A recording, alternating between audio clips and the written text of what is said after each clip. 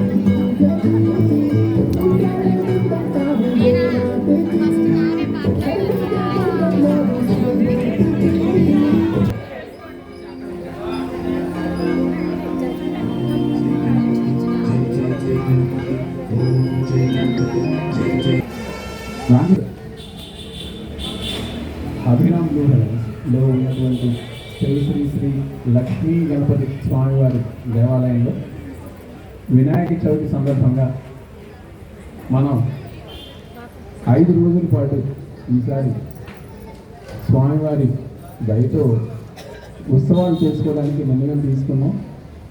ఈరోజు మొదటి రోజు. ఈరోజు ఉత్సవాలకి మీ అందరికీ కూడా మరొకసారి స్వాగతం. ముందుగా మనం చెప్పుకునేటువంటి ఒక మాట ఇంకొకసారి చెప్పేసుకోవాలి. శుభాకాంక్షలు అండి. ముందుగా మన లక్ష్మీ గణపతిని స్తుతిస్తూ ఒక పాట.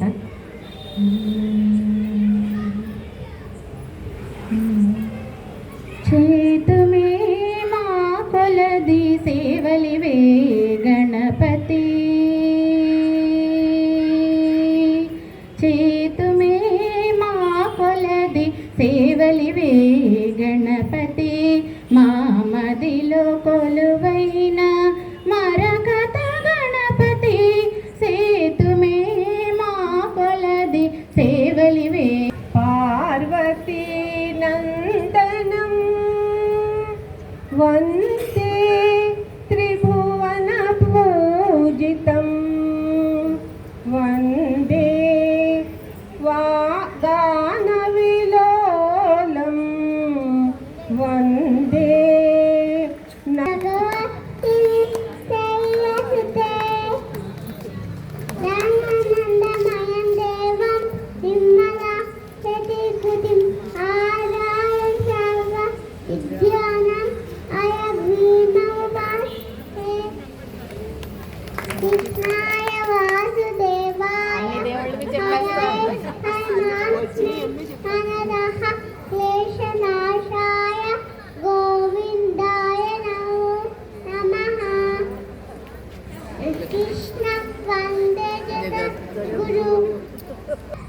మీ అందరికీ గణేష్ చతుర్థి లేదా వినాయక చవితి శుభాకాంక్షలు.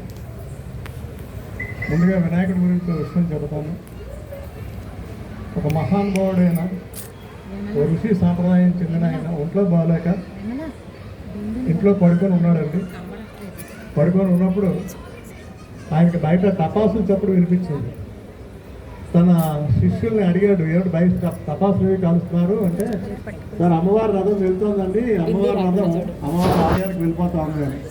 వెంటనే ఆయన పదండి మనం కూడా వెళ్ళి అమ్మవారి దర్శనం చేసుకుందాం, అమ్మవారి ఆలయానికి వెళ్దాం అన్నారు. లేదండి అక్కడికి వెళ్ళినప్పుడు రథం వెళ్ళిపోతుంది, అమ్మవారిని లోపల పెట్టేస్తారు అని చెప్పారు. ఆయన ఏం చేశాడంటే పక్కన వినాయకుడు తాలూకా ఒక ప్రతిమ ఉంటే ఆయన చెవిలో ఏదో చెప్పాడు. చెప్పి నడుచుకొని ఒక అరగంట తర్వాత ఆ అమ్మవారి ఆలయానికి వెళ్తే అక్కడ రథం అలాగే ఉందండి. రథం అక్కడికి కదలేదు. ఎందుకు కదలలేదంటే అక్కడ రథం ఎందుకు కదలలేదు అని శిష్యులు అడిగితే అక్కడ ఉన్న ఏనుగు ఎలవ్ చేయట్లేదు మిగిలిన వాళ్ళని ముందుకు తీసుకెళ్ళడానికి రథాన్ని. అప్పుడు ఈయన స్వామివారు నమస్కారం చేసి కిందకి దిగొచ్చి మళ్ళీ ఏనుగు చెవిలో ఏదో చెప్పారండి. అప్పుడు ఏనుగు అడిగి మాటలు వినడం ప్రారంభించింది, రథం కదిలిందండి. ఇది మన వినాయకుడి గురించి ఈరోజు నేను చెప్పిన మాట. ఇది స్వామి చంద్రశేఖర సరస్వతి అని కంచి కోటి పీఠాధిపతి, ఇప్పుడు లేరు ఆయన నడిచే దైవం అని పిలుస్తారు చాలామంది. ఆయన జీవితంలో జరిగిన ఒక సంఘటన మీకు తెలియజేశారు.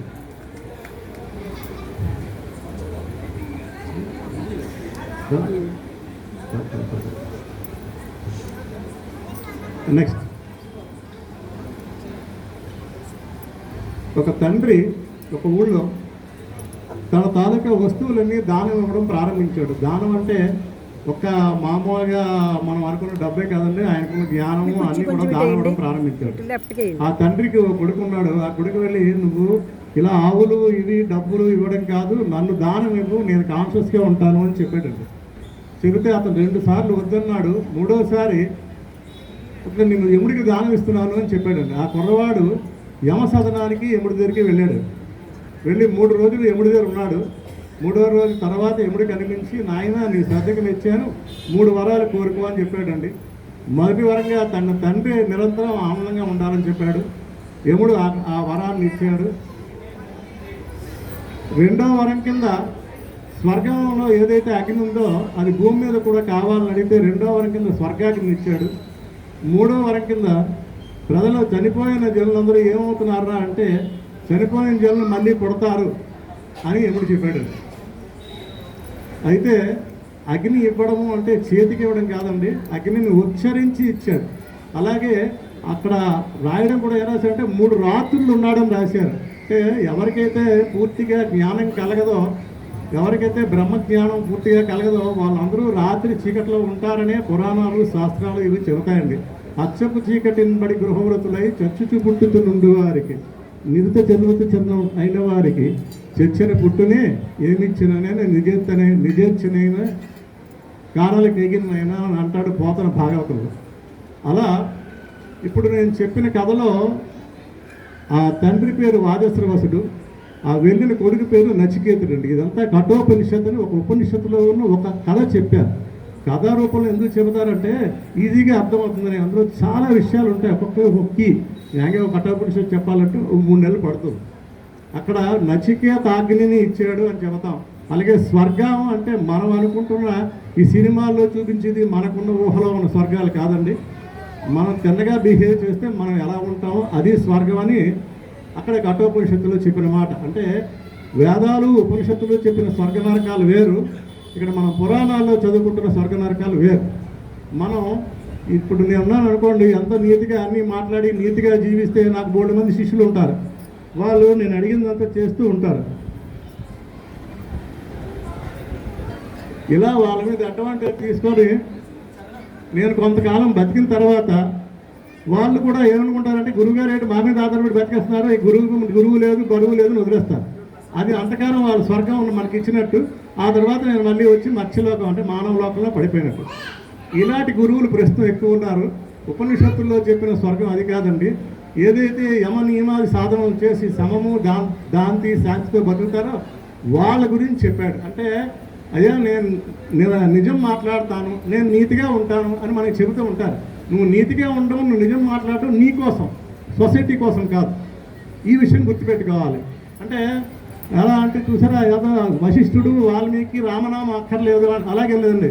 వాళ్ళు రామనామం అక్కర్లేకపోయినా రామనామం అని చెప్పిస్తూ ఉంటారు.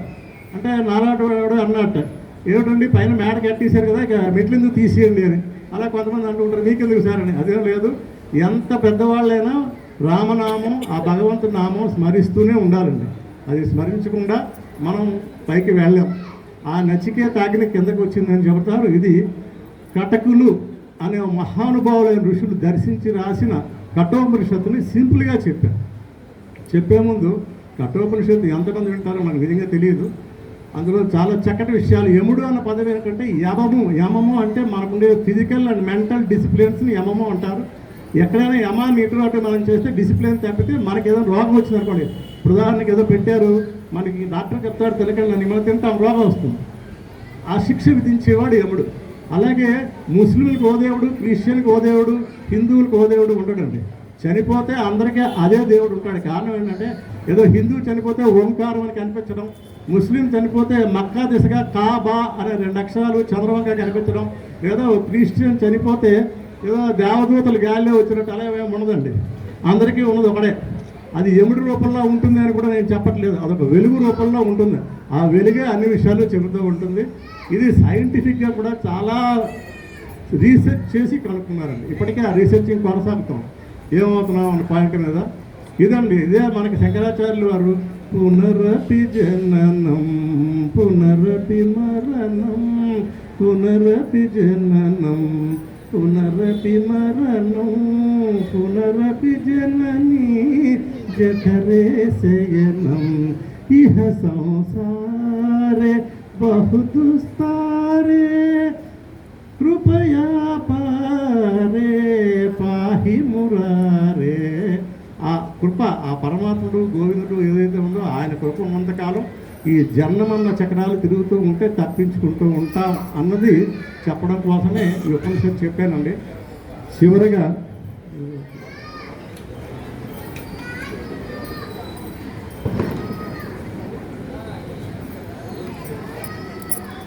భగవంతుడిని కొలుస్తూ భక్తుడు ఒక మాట చెప్పాడు. ఓ చతురాననాది వందిత నీకు పరాకేలనయ్యా. ఓ చతురాననాది వందిత నీకు పరాకేలనయ్యా. నీ చరితము పొగడలేని నా చింత తీర్చి పరములీచి వేగమే నీ చరితము పొగడలేని నా చింత తీర్చి పరములీచి వేగమే. సనిద పదని సని నిద పమ పాదమార గామ పదాన్ని సానిద పమ నిద పమ గమ పదమ గరి సమాగమ పదమా పదని దశని నీ సదా గగని పాదమ పదాని సనిద పమ గమని పదమా పదని సమాగరి సరి సానిదప సానిదపమ గమ పదని ప్రోచేవా హారవరురా.